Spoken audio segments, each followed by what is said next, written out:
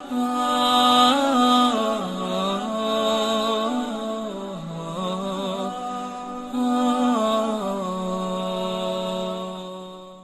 حکیم کے حریف نمبر 1 ہمارے حریف ہوں گے، اگر نہیں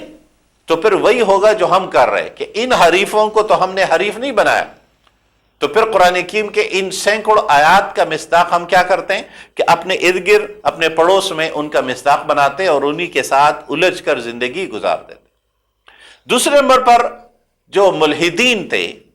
جن لوگوں کا یہ خیال تھا کہ کوئی خدا نہیں ہے، یعنی بت پرست تو کوئی نہ کوئی تصور الوہیت رکھتے تھے کہ کوئی تو ہے جس کے یہ فلاں فلاں اور فلاں نمائندے ہیں، لیکن الحاد وہ تھا جو یہ کہہ رہا تھا کہ کوئی نہیں ہے۔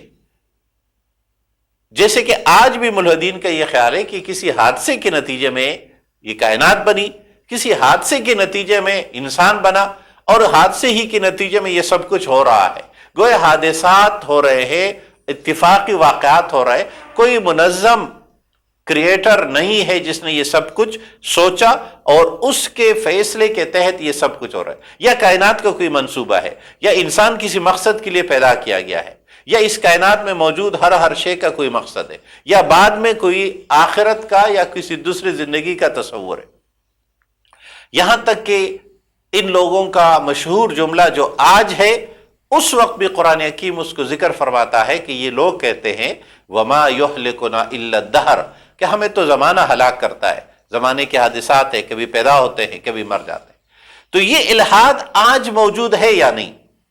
یعنی جس طرح بت پرستی کے حریف موجود ہے، اس طرح ملحدین بھی موجود ہے۔ ان ملحدین یا ان بت پرستوں کے نام تو ہر وقت میں بدلتے رہیں گے، لیکن بنیادی لحاظ سے یہ مخالفت رہے گی۔ آج الحاد جو ہے وہ دراصل کیپٹلزم کی شکل میں، سرمایہ دارانہ نظام کی شکل میں ہمارے حریف ہے، یعنی قرآن حکیم کے حریف، یعنی اسلام کے حریف، دین حق کے حریف، یا اللہ کے مقابلے میں ایک پورا نظام حیات بنانے والے حریف الحاد کی بنیادوں پر۔ اور اس بات کو یوں سمجھ لے کہ شاید پہلی مرتبہ الحاد علمی معنویت کے سامنے وجود میں آیا، کیپٹلزم کے یعنی عملی شکل میں انہوں نے ایک نظام دیا۔ اس سرمایہ دارانہ نظام کے یا کیپٹلزم کے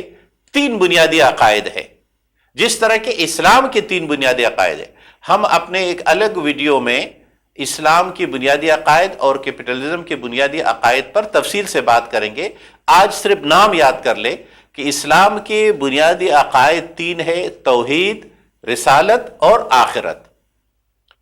بقیہ جتنے عقائد میں آپ ذکر کرتے ہیں یہ اس کی مختلف شاخیں یا ضمنی یا جزوی یا اس کے تحت فروعات ہے جس کو ہم، یا لوازمات ہے جس کا ہم ذکر کرتے ہیں۔ کیپٹلزم کے اس کے مقابلے میں 3 عقائد ہے، یعنی توحید کے مقابلے میں انہوں نے آزادی یعنی لبرٹی کا تصور دیا، بظاہر بہت خوبصورت لفظ ہے۔ اس طرح رسالت کے مقابلے میں انہوں نے مساوات کا تصور اپنایا کہ سب برابر ہے، سب انسان۔ کانٹ نے کہا کہ انسانوں کو ایک جیسے حواس حاصل ہے جس کے ذریعے وہ علم حاصل کرتے ہیں، اور اسی علم کو وہ ایک جیسے ذہن کے ساتھ ترتیب دیتے ہیں، تو نتائج بھی ایک ہونے چاہیے، ایک جیسے۔ کوئی بالاتر ہستی نہیں ہے، یعنی الحاد نام ہے وحی کے انکار کا، کہ کوئی انسان دوسرے انسانوں کے مقابلے میں کوئی الگ سے ذریعہ علم نہیں رکھتا۔ تو مساوات مطلب پیغمبر غیر پیغمبر، اور اسی کے جب نتائج نکلتے ہیں تو باپ بیٹا، استاد شاگرد، چھوٹا بڑا، یہ جو احترامات کے اقدار ہے یہ سب مساوات کے بنیادی تصورات کے خلاف ٹھہرتے ہیں۔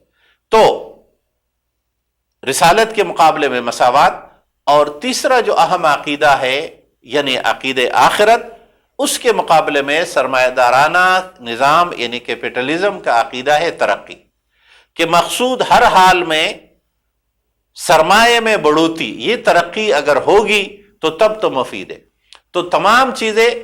ایک مسلمان یا قرآن حکیم کے علمبردار جو ہے وہ اخروی بنیادوں پر اس کو دیکھتا ہے کہ آخرت میں دوسری زندگی میں اس کا فائدہ یا اس کا نقصان کیا ہوگا، اور ایک کیپٹلسٹ اسی دنیا میں اس کا حساب کتاب کرتا ہے کہ کل کی زندگی میں میرے لیے اس کا فائدہ کیا ہوگا۔ یہ قرآن حکیم کے حریف ایک مرتبہ پھر دہراتے ہیں تاکہ یاد رہے۔ بت پرستی پہلی شکل ہے قرآن حکیم کے ٹارگٹ کی،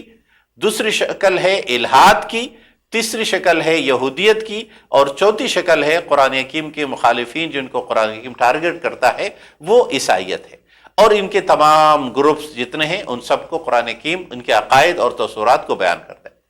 آج کے زمانے میں جو 4 گروپ ہے وہ ہے بت پرستی کے مقابلے میں مختلف بت پرستانہ مذاہب جو اس وقت دنیا میں موجود ہے وہ سب۔ نمبر 2 سرمایہ دارانہ نظام جو دراصل تمام مذاہب کو ہڑپ کر کے اپنا ایک نظام حیات دے رہا ہے۔ تیسرے نمبر پر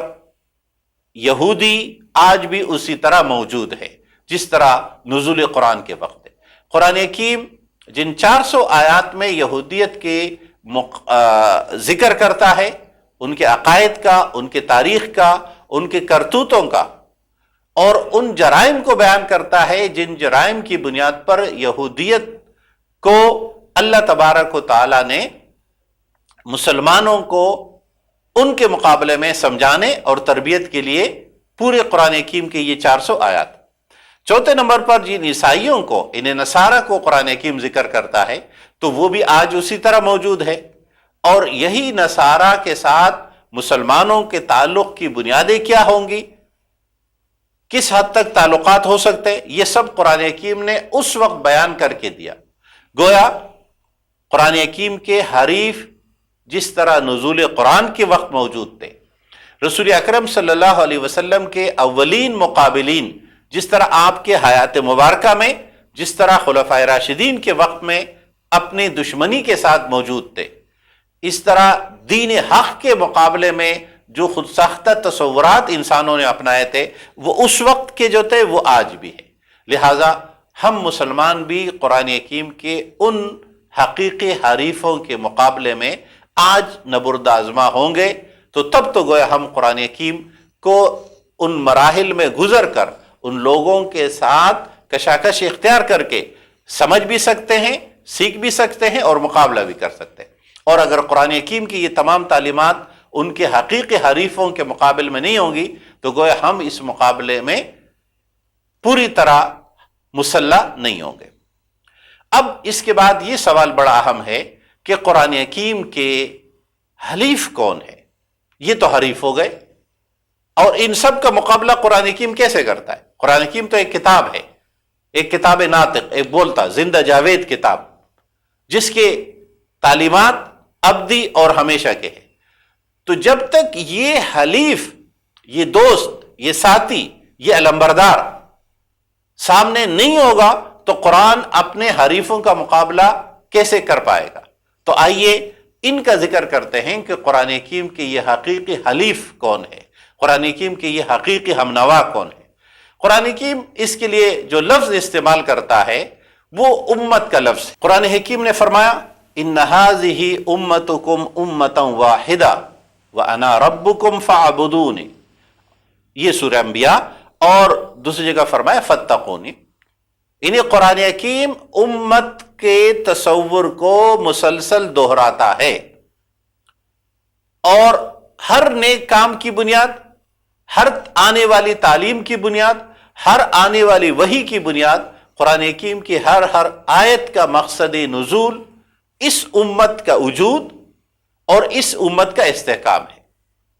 لیکن اس امت کو قرآن حکیم نے نام بھی دیا ہے،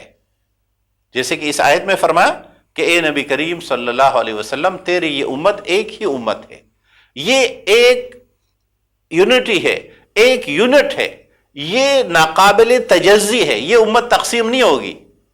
یعنی یہ تو ٹھیک ہے کہ باپ ہوگا، بیٹا ہوگا، نسلیں ہوں گی، خاندان ہوں گے، قبیلے ہوں گے، قومیں ہوں گی، لیکن بنیادی لحاظ سے یہ پوری یکجہتی ہوگی قرآن کی بنیاد پر۔ قرآن، اس لیے علامہ اقبال نے کہا تھا کہ میں نے تاریخ کے کسی بھی موڑ پر یہ نہیں دیکھا کہ مسلمانوں نے کبھی قرآن کو بچایا ہو، بلکہ میں نے تاریخ کے ہر موڑ پر یہ دیکھا کہ اس کتاب نے، اس قرآن نے مسلمانوں کو بچایا۔ اب قرآن حکیم اس امت کو نام دیتا ہے جب قرآن حکیم نے فرمایا هو سماکم المسلمین من قبل وفی ھذا، کہ اللہ تبارک و تعالی نے اس امت واحدہ کو جو کفر کے مقابلے میں ہے اس کو نام دیا ہے مسلمانوں کا، کہ اس نے تمہارا نام مسلمان رکھا، یعنی امت مسلمہ۔ گویا قرآن حکیم کے اولین حلیف، قرآن حکیم کے اولین علمبردار، قرآن حکیم کے اولین دوست یعنی رسول اکرم صلی اللہ علیہ وسلم کے تمام ساتھی، آپ کے دامن سے وابستہ ہونے والے تمام صحابہ رضوان اللہ علیہم اجمعین، اور انہوں نے جب باقاعدہ آپ صلی اللہ علیہ وسلم کے بعد جس نظام کو وجود دیا اسے ہم خلافت راشدہ کے نام سے یاد کرتے ہیں، یعنی حضرت ابوبکر صدیق رضی اللہ تعالیٰ عنہ، حضرت عمر فاروق رضی اللہ تعالیٰ عنہ، حضرت عثمان ابن عفان رضی اللہ تعالیٰ عنہ، اور حضرت علی کرم اللہ وجہہ کی زندگی کا یہ پورا دورانیہ، یہ خلافت راشدہ، یعنی قرآن حکیم کے یہ حلیف آج بھی ہے۔ اب سوال یہ ہے کہ قرآن حکیم امت مسلمہ کو مقابلے کے لیے تیار کرتا ہے، اس کی 3 بنیادیں ہیں۔ پہلی بنیاد تو امت کو وجود بخشنا، رسول اکرم صلی اللہ علیہ وسلم نے ایک امت کی تشکیل کی، اس امت کی تشکیل اور اس امت کا استحکام، اور پھر تیسرے نمبر یعنی تشکیل امت، استحکام امت، یہ تمام آیات نازل ہو رہی ہے، ہر موقع پر آ رہی ہے، کبھی بدر میں، کبھی تبوک میں، اور کبھی مدینے میں، کبھی مکے میں، یہ تمام مقامات ہیں جہاں امت موجود ہے۔ تو امت کی رہنمائی کے لیے اللہ تبارک و تعالی آیات بھیجتا ہے، اور اسی کو ہم امت کی تعلیم و تربیت کے عنوان سے یاد کرتے ہیں کہ قرآن حکیم امت کی تربیت کر رہا ہے، قرآن حکیم امت کی تعلیم فراہم کر رہا ہے۔ اللہ تبارک و تعالی ہمیں قرآن حکیم کے حلیف اور حریفوں کو سمجھنے اور اس تعلق کو اس عنوان سے قائم رکھنے کی توفیق عطا فرمائے۔ وآخر دعوانا ان الحمد للہ رب العالمین۔